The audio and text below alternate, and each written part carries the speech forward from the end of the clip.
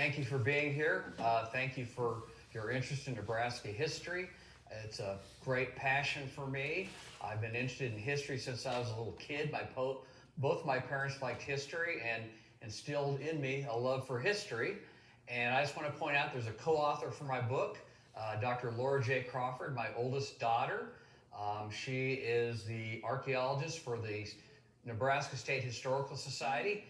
She was not available today because she's working for a living right now at the State Historical Society in Lincoln, but she sends her best, and she did a great job, contributed a lot of great ideas and great work to the book, and she also edited the book. She's a much better writer than me, so she made for a more polished product. Like Vicki just told us, Nebraska was an important state in 1968. Like she said, only 15 states out of 50 held open primaries before 1972. Two-thirds of the delegates to the 1968 Democratic Convention were chosen in caucuses and conventions controlled by party leaders, party bosses. Like, for example, Chicago Mayor William Daley controlled the entire Illinois delegation, which was a fairly sizable delegation at the time, and a lot of other party leaders took their cues from Mayor Daley. If Mayor Daley got behind a candidate, then other party leaders would get behind him. That's how the system worked. And so Kennedy came here, and McCarthy came here to prove to the party bosses that they could win in the general election. And just a little side note, John Kennedy and his family campaigned extensively in Nebraska extensively between 1957 and 1960 for the same reason. And so John Kennedy spent a lot of time in the state for the very same reason his brother came to the state. And John Kennedy, incidentally, won the 1960 Nebraska primary by a landslide margin. He worked it very hard. But the issue that kind of drove the Democratic nomination fight in 67 and 68 was the Vietnam War.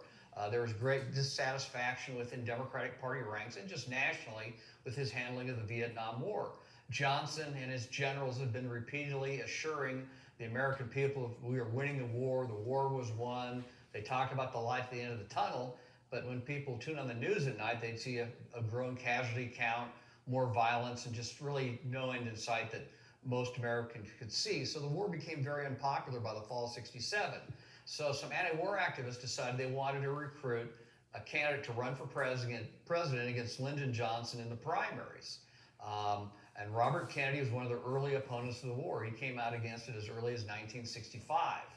And it was a brave thing to do because Johnson was a very powerful incumbent, very commanding presence, very intimidated. But Kennedy is one tough guy, and he was not afraid to stand up to Johnson. So the anti-war activists approached Kennedy, and he declined because he didn't think he could win the nomination. He just figured it would be hopeless to take on an incumbent president in the Democratic primary. And Kennedy's wife Ethel wanted him to run pretty badly, and Jeff Greenfield, one of his then young speechwriters, wanted him to run pretty badly. We interviewed Jeff Greenfield for our book, incidentally, a great interview, a great guy.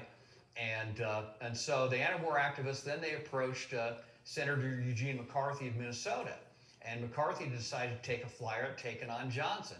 Like Kennedy, McCarthy was an early opponent of the war, and McCarthy was interested in a run, even though it appeared to be hopeless because he was burned out on his duties in the Senate, and he didn't plan to run for re-election in the 1970s, so McCarthy basically took the position he had nothing to lose. And so what McCarthy did was he started campaigning pretty hard in New Hampshire, which was the first primary. It was on March 12th of 68. And so McCarthy recruited a bunch of college students, and they're going door to door for McCarthy in New Hampshire. These kids cut their hair, cut off their beards and mustaches, and they went clean for Gene, they called themselves. And so they're knocking the doors pretty hard in Massachusetts, in New Hampshire in the fall and the winter of 67, 68. Meanwhile, Kennedy is the inner circle continuing to debate whether or not to run for president. He's still on the fence. Well, then, in February of 68, you had the Tet Offensive. The North Vietnamese launched a major invasion of South Vietnam. United States and South Vietnamese forces won a decisive military victory. However, they sustained heavy casualties. There's a lot of damage, and it was a very bloody fight, and that further drove down the popularity of the Vietnam War. I mean, Johnson and his generals said the North Vietnamese are finished. There's no way they can launch an invasion, and they did. And so that further reduced the popularity of, or lack of popularity of the Vietnam War. And that's what impelled Robert Kennedy to run for president. He decided by about February 68 to run for president. The only question was the timing, before or after the March 12th, 1968 New Hampshire primary. Well, they decided for tactical reasons to declare after the primary.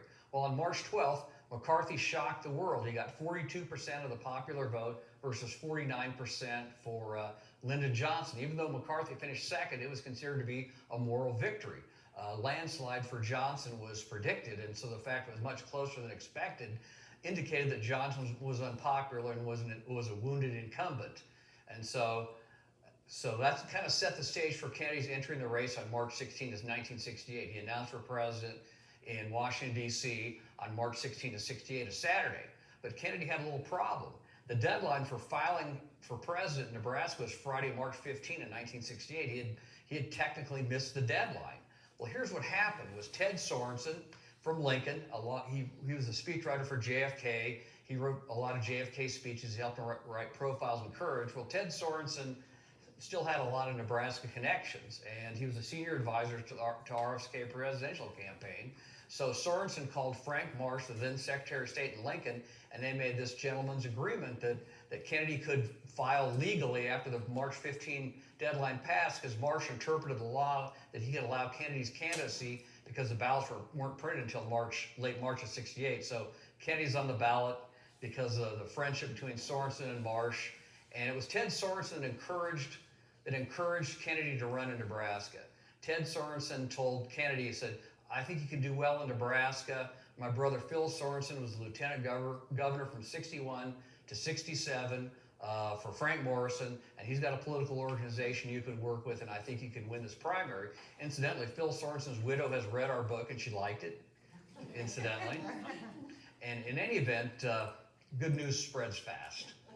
But in any event, so Kennedy's first event was at the University of Nebraska-Lincoln Coliseum on the campus on March 28th of 68. This is his entry into the race in Nebraska. So Kennedy flies into Lincoln, and it's like an atmosphere of pandemonium in Lincoln. People are just going crazy. There's 11,000 people inside the Coliseum, standing room only, packed. And there's 4,000 people outside the building, standing around the building on the campus when he gets there.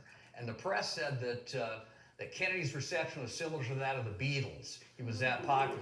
I mean, this is 1968. We're talking the White Album. A year after Sgt. Pepper. So he gives this speech to the big crowd at the University of Nebraska Coliseum. Greeted with thunderous applause. And Kennedy's position on Vietnam throughout the campaign was he believed in a gradual withdrawal from Vietnam, slowly but surely turn over more of the fighting to the South Vietnamese, and let the South Vietnamese take the fight to the enemy.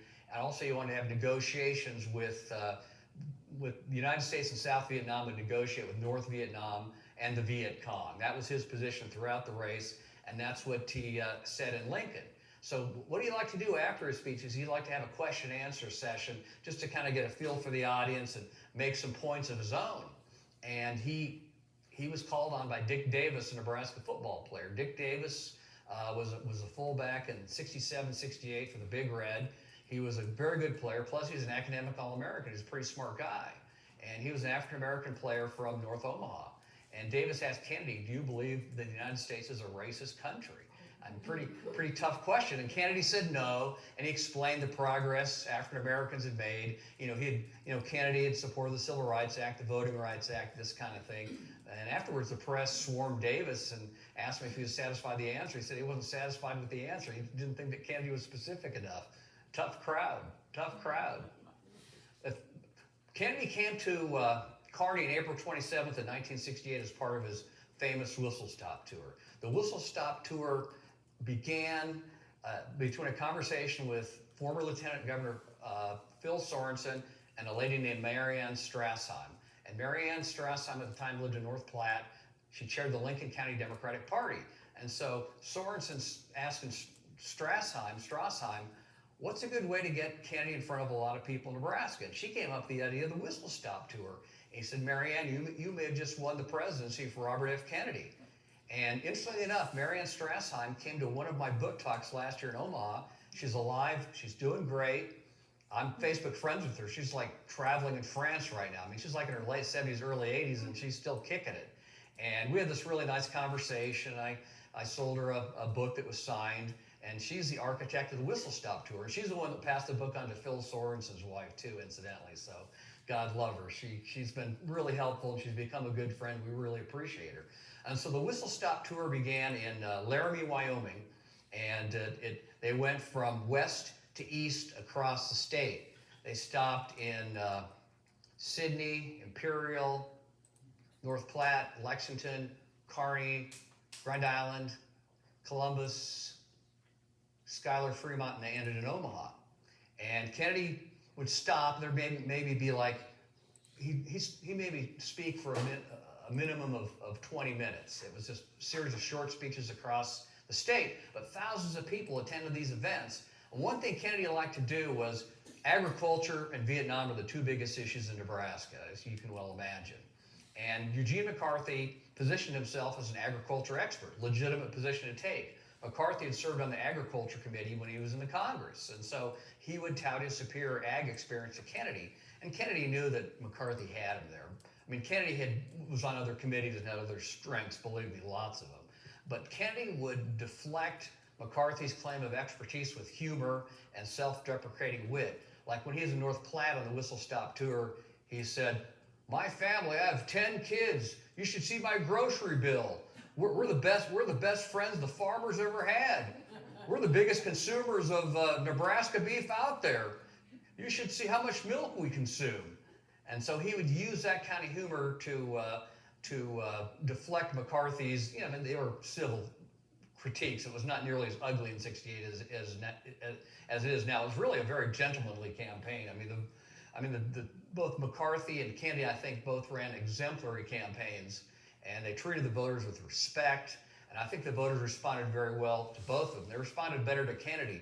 I mean, Kennedy, he was a celebrity. It was like I talked to a guy that saw Kennedy in McCook. He said it was like Camelot came to McCook, Nebraska.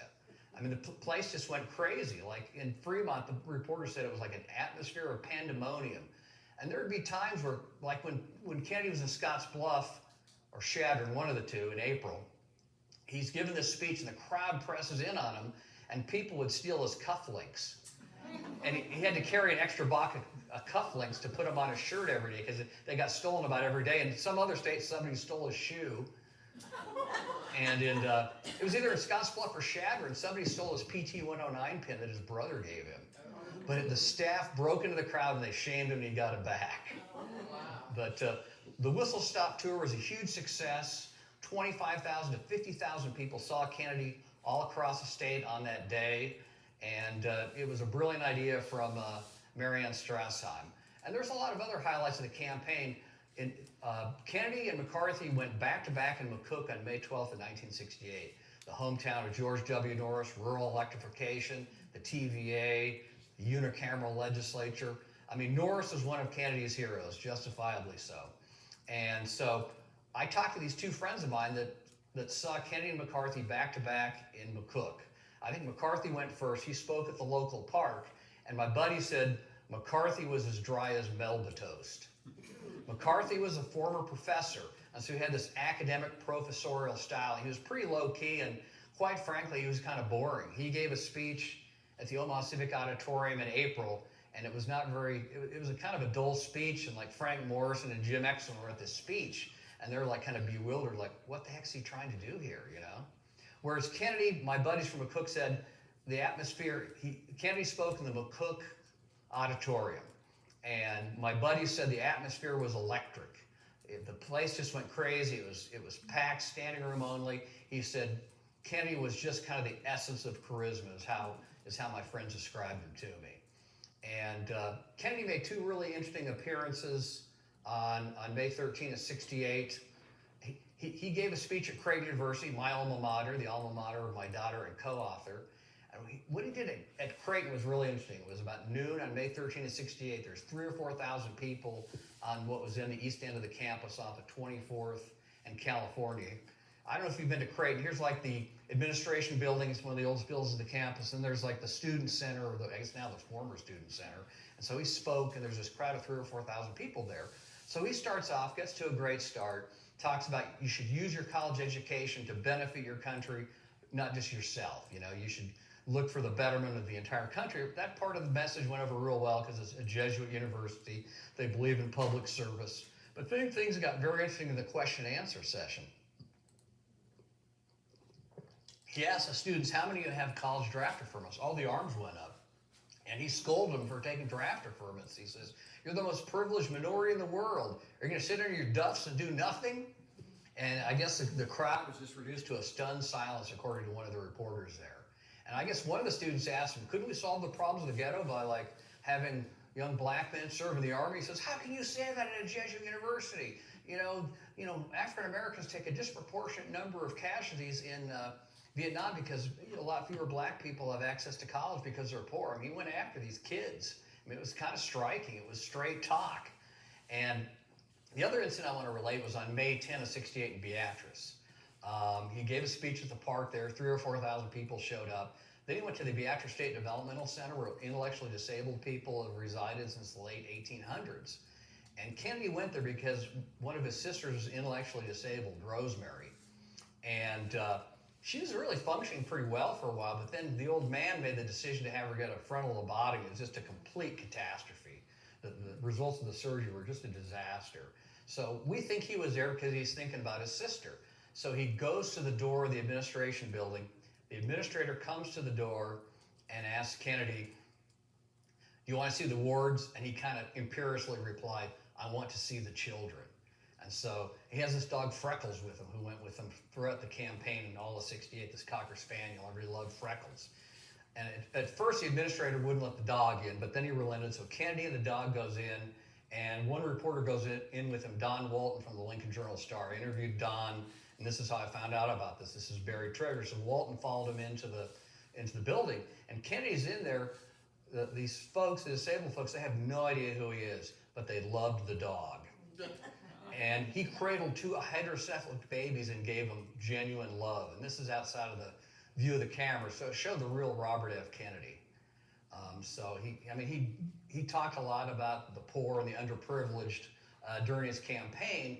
And what he wanted to do was use private sector solutions to create more jobs and ensure more people. That's what he wanted to do. So he had a very interesting platform that I think would have been very effective if he had been elected president. And in addition to that, he just had great wit, charm, and humor. I think Jeff Greenfield told us, he said he related really well to rural people. He just had a real knack for relating to rural people.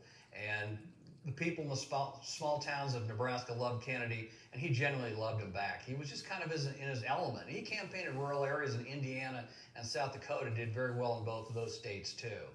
The Nebraska primary was in May 14 of '68. Kennedy won decisively, 52 to 31%. It was his biggest victory in the 1968 primary cycle. He won because, A, he was just a better candidate. He was very charismatic, and he outspent McCarthy 2-1.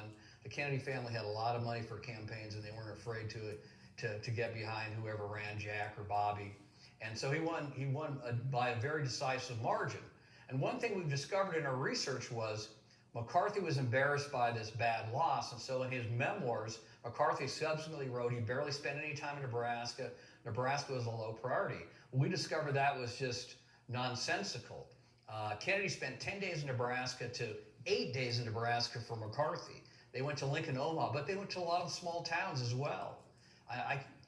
McCarthy went to North Platte, he went to Grand Island, he went to Fremont, he went to McCook, he went to Hastings. He went to Columbus, he went to Fremont. And so when McCarthy said Nebraska's low priority, I barely spent any time here, he was just spinning away what turned out to be an embarrassing defeat. And McCarthy repeatedly told the papers, Nebraska is a high priority for me. I have to win this primary. And McCarthy worked so hard in Nebraska that he planned a campaign on May 14, but he was so exhausted he took the day off to rest up and then take in the returns that evening in Lincoln. And so that's a major historical discovery that we've made. Other historians have bought McCarthy's phony spin. I would like reading a book and say, well, McCarthy didn't do much in Nebraska. I'm like, bull, I think. But in any event, in our last chapter, we kind of get creative and innovative.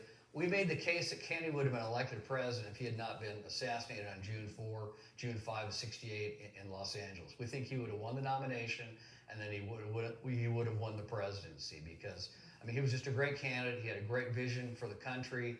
I mean, he ran on a message of unity and hope and helping all Americans. And I think that's really an inspirational message that's still relevant today. And just while you're here, I'll just have to say this. The book is $22, cash, check, or Venmo. No tariffs apply. It's printed in the good old US of A about a year and a half ago. And, you know, Phil Sorensen's wife liked the book. Marianne Strassam liked the book. Maybe you will too. It's a short read, 105 pages. A lot of cool pictures too. We got a lot of pictures from the newspapers and the Nebraska State Historical Society. And then I ran across these pictures. I got to know a lady that grew up in Tecumseh. She's in Lincoln now.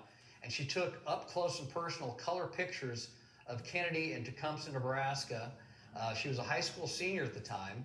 And she still had these pictures as a treasured memento, and then she granted us permission to use them. And I think they're some of the best pictures ever taken of Kennedy while he was here in Nebraska. So if you guys have any questions, I'd love to hear from you and do it Kennedy style Q&A. Yes? Did he campaign in Hastings? He did. Okay, because I saw him in Hastings, but then most of the stories I hear about him, nobody ever mentions Hastings, like you didn't there because of the whistle stop, and it's like, well, maybe I imagined. He was there. He was there on May 12th of '68. He had a chartered plane that day. He flew from Lincoln to Hastings, then he flew to McCook. And when he was in Hastings, he spoke at the local park. Yeah. And a friend of mine, here was the security for Kennedy in Hastings. Apparently, he's in Hastings, and his campaign went to Hastings College and recruited the football team to provide security for Kennedy. He said their goal was to keep the girls away from Bobby. That's how he described it too. But he was definitely in Hastings. It's in the book. It's all there. I think McCarthy was in Hastings too. I'd have to look at. We have maps of both where Kennedy and McCarthy went. Incidentally, Humphrey spent 2 days in Omaha too, and that's in the book as well too. Hubert Humphrey was in Omaha for a couple days. Well, we didn't care about McCarthy at that time. I understand. He had a lot of support. He got beat pretty badly in Nebraska, but I mean McCarthy ran a pretty strong race. He beat Kennedy in the Oregon primary May 28, 2 weeks after Nebraska. It was a bit of an upset. How about when he was in Kearney? Do you have anything in the book about the? Well, we mentioned it. Yeah, it's mentioned here in the book. Yeah, definitely. Our cover is Kennedy and Lexington, just down the road.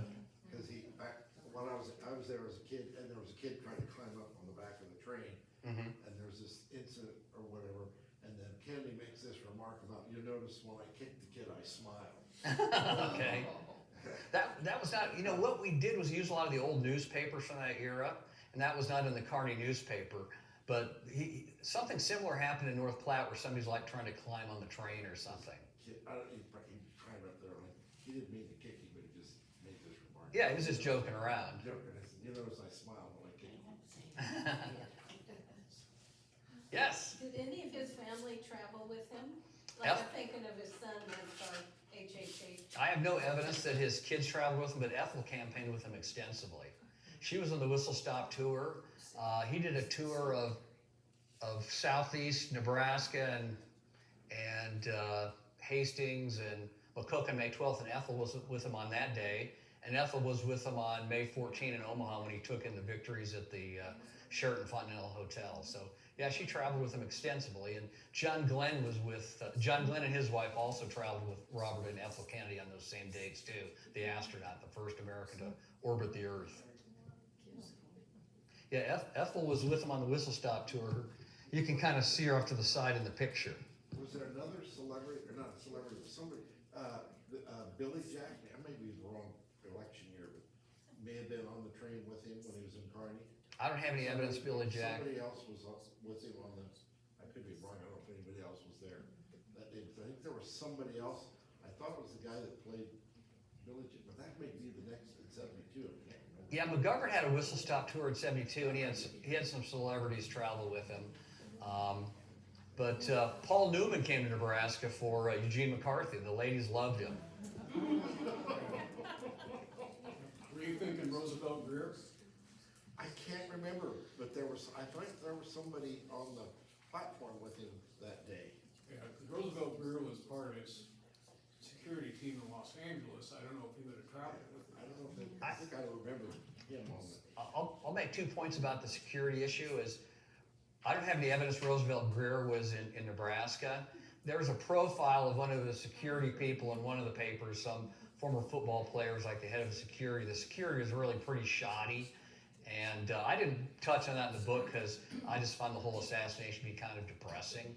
What's really odd is when you write a book like this, you feel like you get to know Robert Kennedy personally, and so I just kind of put it out of my mind. So I didn't really talk about the security in the book, but it was pretty shoddy security. But I don't have any evidence that Greer was in Nebraska. Anything else?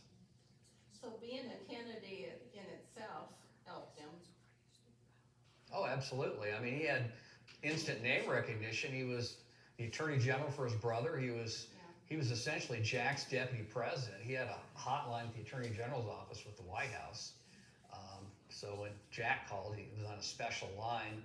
And, and Kennedy was also a very visible U.S. senator as well. I mean, he was probably the most popular man in America in '68.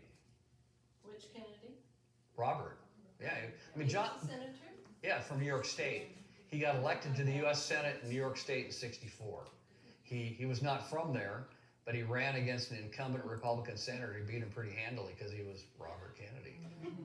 He was charismatic. He was very charismatic. He was very personable. He was very charming, and he was also very intelligent, and he was a very, very hard worker.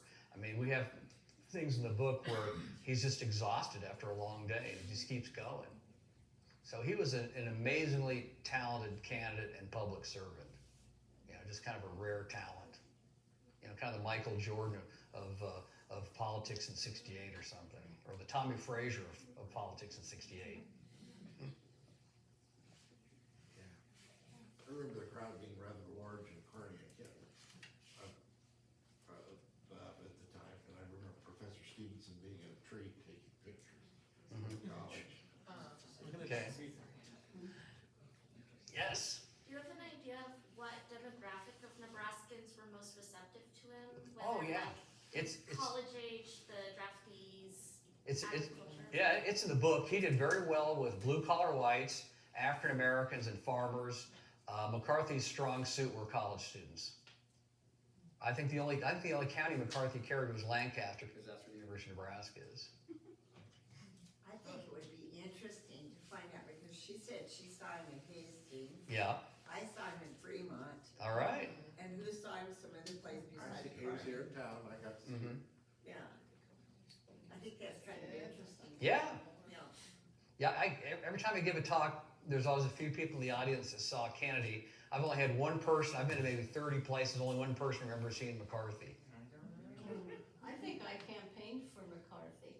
Okay. It's all right. I probably had not a clue. So it must have been after Kennedy, because I would have been a Kennedy supporter. Mm-hmm. So you said something like 72? Well, McCarthy didn't run in '72 for president. In '72, it was McGovern and Humphrey contested the Nebraska primary. Because I remember having a button, McCarthy. All right, that would have been So I was '68. young, like a college student. I probably wasn't a college student at that time. But... 68 was when McCarthy ran in Nebraska. I think. So it's young kids. Right. Yeah, because he was McCarthy was popular with college students because he was the first in the race before Kennedy. He took on Johnson when it appeared to be hopeless, and then Kennedy got in later, and the young people stayed clean for Gene, so to speak. Yeah. I got to go because my mother took she told us he will be the president, and she wanted us to see who the president was. Okay. I was 8, I didn't go. I was in Lincoln at the time. I grew up in Lincoln. My parents were Republicans, so I don't think they wanted to go. Wasn't the voting age then 21? It was 21. Yeah. It was increased. It was lowered to 18 in 1971. Yes. Yeah. constitutional amendment. And what day was the primary in Nebraska? May what? May 14 of 68.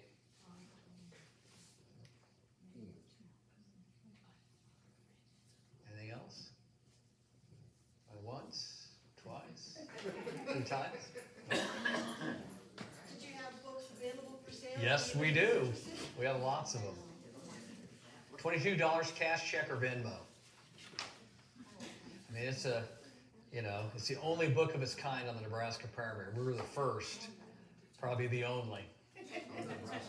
The Nebraska primary, 68, it's the first one. There's a book on the Indiana primary that a scholar in Indiana wrote, but there isn't anything on the California, the Oregon primaries. There's no books on it. Presently, I'm working on an article or book on the South Dakota primary, 68. It's kind of similar to Nebraska, the same issues, the same kind of voters, and Kennedy McCarthy's rhetoric was identical in South Dakota as it was in Nebraska, because they're both ag states.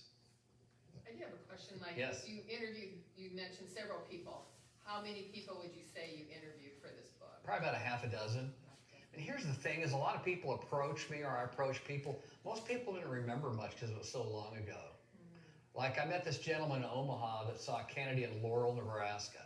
He says, I really don't remember much about it. He says, if you pull the Laurel newspaper from April of 68, you'll find me on the cover. And I found it, and sure enough, he made his way into the book. He had given an interview at the time to one of the reporters.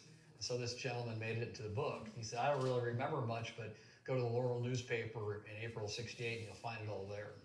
Score, it worked great. Is there any videos of these stops? Like Yeah, you can find them. films of like if he was in Kearney, it looked like the TV station would cover it. There's a few videos you can find online. Not much.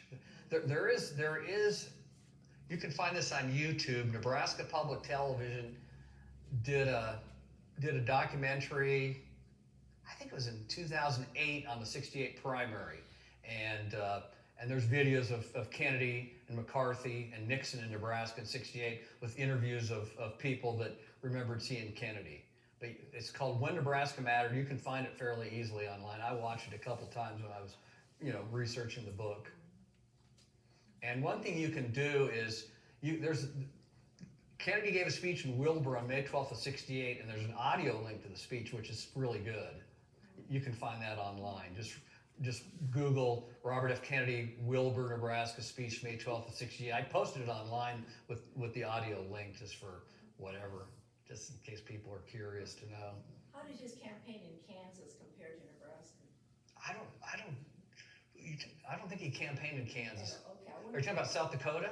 You said he campaigned in South Dakota. Right. I was curious about Kansas then. I don't know. I don't think they held a primary. I think they must have had a closed convention or caucus.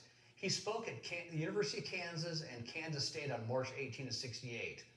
He's famous speeches, both of them. Say that again. In 68 in March. Yeah, Kennedy spoke on the same day at Kansas State and the University of Kansas on March 18 of 68. And they had to put something for him to stand on so they could be seen over the top of the podium. I don't remember that. He was very, very short. He was only 5'9" and he was skinny as a rail. A very short man. And I Right. remember that they had to put something, a box or something for him to stand on so they could be seen over the podium in Kansas, KU. Right. What he had done is he had lined up his speeches in Kansas before he announced his run for president. And so it wasn't really part of the campaign, but I mean, thousands of people packed the arena at the University of Kansas and Kansas State. And the whole campaign was so haphazard. When he flew from DC to Kansas City, he and Ethel flew commercial.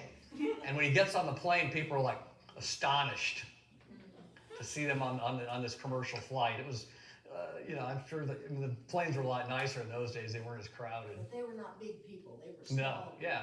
RFK was 5'9" and skinny as a rail. Yes. Just out of curiosity,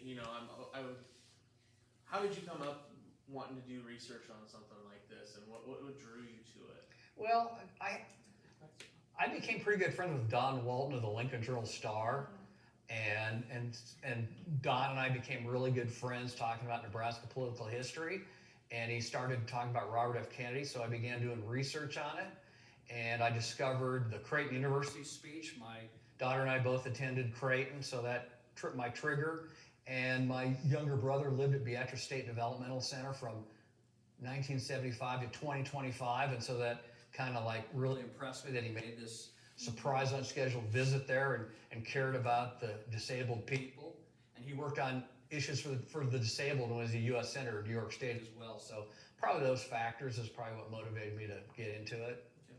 Now it's created this weird obsession. I don't think there's much archaeology work that can be done on Robert F. Kennedy. No, Day. my daughter got into it because she was interested in the issues at the time. But what I've done since then is I wrote an article on the 1960 Nebraska primary, John F. Kennedy, that'll be published next year in Nebraska History magazine. And then I also wrote an article on the 1972 Democratic primary in Nebraska with George McGovern and Hubert Humphrey, will be published next year in Nebraska History magazine. And then I'm working on an article on 1968 South Dakota primary. But I'll also wrote a book on the 1983 Nebraska football team will be published next year, and I'm going to do some more research on some past Husker teams. Cool. Yeah. I might be getting mixed up again, but McCarthy cries at one of his things early on. Did that really hurt his campaign? I think you're thinking about. He got accused of using an epithet about Canadians. That's Edmund Muskie in 72 in New Hampshire. Yeah. So, there was this conservative Republican newspaper in Manchester, New Hampshire, and they had attacked Muskie's wife in very unfair terms. And so he denounced the attacks, and he was seen crying in the snow, and it really hurt him pretty badly, made him look weak. And McGovern won the nomination in 72 in one of the greatest upsets in American political history. Like I said, I wrote an article on the 72 Nebraska primary, so I'm pretty knowledgeable about the 72 election cycle based upon that article I wrote. I know a lot about it. Very interesting stuff, fascinating. And what McGovern did in 72 is, I'll just start. George McGovern and Robert F. Kennedy were very close friends. And Robert F. Kennedy said George McGovern was the most decent man in the U.S. Senate. And so when McGovern ran in Nebraska in 72, he replicated Kennedy's strategy. He went to a lot of the same towns. He had a whistle-stop tour, and he won the primary. But then he lost pretty badly to Nixon in the fall. He ran a pretty inept campaign. Good man, good senator, but terrible presidential candidate. War hero, too. That they don't know about. Right. McGovern's big claim to fame in public service was he was the first head of the Food for Peace program under John Kennedy. And what Kennedy did was the Kennedy administration would have ag surpluses and then turn the food over to poor people around the world. And that program continued for decades afterwards. McGovern spearheaded it in the Senate. He had help from Republicans. And McGovern literally saved millions of people from starvation around the world in his career in the Senate. So people don't remember that. All I remember is he got clobbered by Nixon because he ran a terrible campaign. But when I started doing more research on him, I'm like, this guy's really interesting. I'm really impressed. So, it's kind of a sidelight. Anything else? Okay, well, thank you so much for coming. Well, thanks for having me.